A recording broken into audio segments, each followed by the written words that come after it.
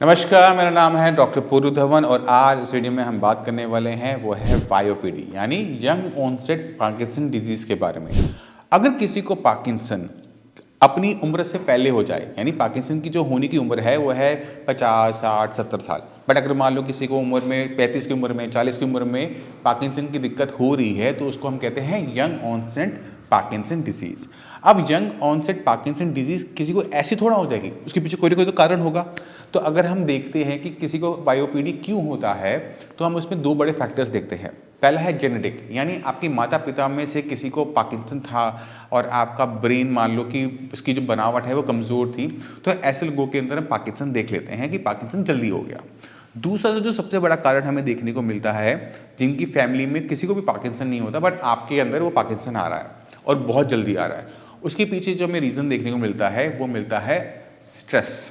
अगर किसी की लाइफ में कोई मिस हैपनिंग हुई है, पार्टनर चला गया या कोई बड़ी मिस हैपनिंग हुई है, आप जब स्ट्रेस लेते हो तो आप उस स्ट्रेस को छोड़ नहीं पाते, कॉन्टिन्यूसली स्ट्रेस में सोचते रहे, नींद नहीं आ रही, प्रॉपर खाना नहीं खा रहा, तो उसका बुरा असर ना सिर्फ आपकी बॉडी पे पड़ता है बल्कि आपके ब्रेन पर भी पड़ता है। हमारा जो ब्रेन है वो कुछ घंटे रोज स्ट्रेस ले सकता है, यानी मैं रोज दिन में 8 घंटे स्ट्रेस ले सकता हूँ जब तक मैं काम पर हूँ।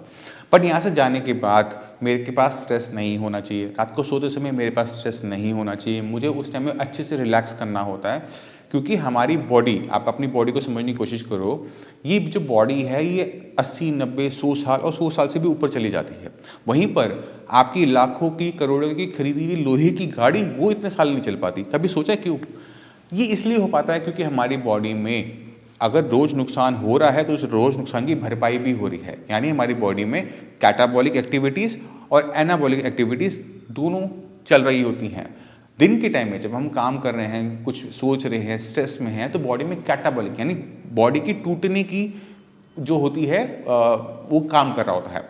मगर जब हम सोते हैं तो बॉडी में रिपेयर स्टार्ट हो जाता है, तो जो सुबह नुकसान हुआ वो रात को भर जाता है। इसी वजह से हमारी बॉडी 100 साल चल पाती है। अब सोचो आपकी बॉडी में सिर्फ कैटाबॉलिक एक्टिविटी यानी आपके ब्रेन को नुकसान हो रहा है बट वो रिपेयर नहीं हो रहा, तो क्या होगा, हमारा ब्रेन वीक होना शुरू हो जाएगा और जैसे जैसे वो वीक होता चला जाएगा वो अपने फंक्शन को वो एक काम करते हैं, वो है डोपामिन को बनाना। ये डोपामिन क्या चीज़ है? डोपामिन एक ऐसा हार्मोन है जो हमारे ब्रेन को हमारी मसल के साथ कोऑर्डिनेट करने में हेल्प करता है। अब आपके ब्रेन में न्यूरॉन सेल्स डैमेज तो हुए बट रिपेयर नहीं हो पाए, तो क्या होगा कि हमें देखने को मिलेगा कि हमारी बॉडी में, हमारे ब्रेन में डोपामिन की सिक्रीशन कम हो गई और उस सिक्रीशन कम होने की वजह से हमारे जो हाथ पैर में ट्रेमर्स आने शुरू हो गए। अब आपको करना क्या है, ये बहुत इंपॉर्टेंट है। तो आपने एक छोटी सी ट्रिक अपनानी है। आपने जो आप कर रहे हो, डोपामिन खा रहे हो, मना नहीं है, आप अपने ब्रेन पे काम करना स्टार्ट करो। अपनी लाइफ में जो स्ट्रेस है उसको निकालो और अपनी स्लीप को ना प्रॉपर कर दो।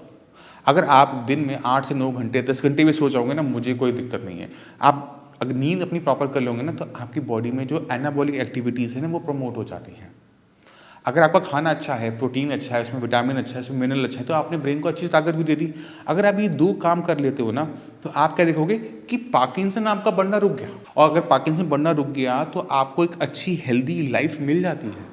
तो ये बहुत छोटी-छोटी जैसी चीज़ें होती हैं जिसको हम कभी डिस्कस नहीं करते, बट फैक्ट यही है, पार्किंसन के पीछे आपको स्ट्रेस और लैक ऑफ स्लीप देखने को मिलेगा ही मिलेगा, और यही कारण होता है पार्किंसन का सबसे बड़ा। अगर कोई रीज़न जेनेटिक है तो वहाँ पे ना आपका बस चलना ना मेरा बस चलना, क्योंकि वो आपके डीएनए में है और कोई भी मेडिसिन, कोई भी ट्रीटमेंट आपके डीएनए को नहीं चेंज कर सकता।